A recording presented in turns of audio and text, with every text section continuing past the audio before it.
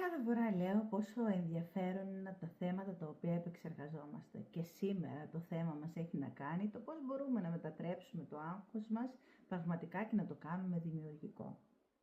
Τι χρειάζεται να κάνουμε γι' αυτό? Να αναγνωρίσουμε το άγχος σαν ενέργεια και όχι σαν εχθρό. Γιατί το άγχος είναι η ενεργοποίηση του νευρικού μας συστήματος. Δηλαδή είναι μία φυσική αντίδραση που δίνει στο σώμα μας ενέργεια.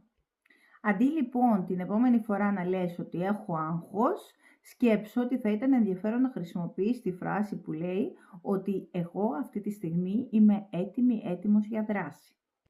Άλλο ένα το οποίο μπορώ να προτείνω είναι το ότι να μετατρέψεις την ενέργεια αυτή σε άσκηση.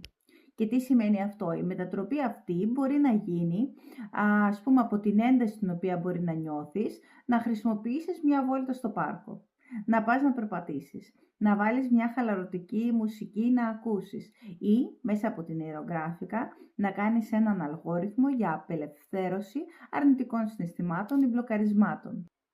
Ή κατεύθυνε την ενέργεια του άγχους προς το στόχο. Τι εννοώ με αυτό?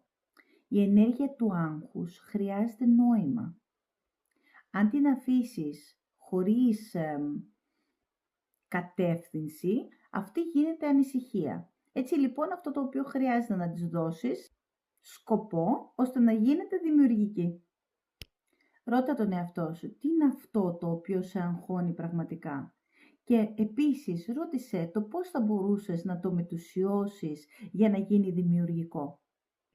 Και θα μπορούσα ακόμα να σου δίνω πολλές πληροφορίες για το πώς θα μπορούσες να μετατρέψεις το άγχος σε δημιουργικό. Όμως εδώ θα ήθελα να επικεντρωθείς, διότι σε λίγο καιρό έχουμε την βασική εκπαίδευσή μας στην νευρογράφικα, η αρχική βάση η οποία θα μπορούσε να σου δώσει έναν αλγόριθμο όπου θα μπορούσες να απελευθερώσεις το άγχος το οποίο έχεις, να μπεις στη διαδικασία ύστερα να το στρογγυλοποιήσεις και να το μετουσιώσεις με τον αλγόριθμο ΑΣΟ, άρσης μπλοκαρισμάτων και αποβολής αρνητικών συναισθημάτων και να το μετατρέψεις λοιπόν στο να το κάνεις απόλυτα δημιουργικό. Να το μετατρέψεις σε αυτό το οποίο θα ήθελες πραγματικό να βιώσεις. Γι' αυτό το άγχος, αυτό που είπαμε, το να μετατρέψεις σε ενέργεια του να κάνεις κάτι χρήσιμο για τον εαυτό σου.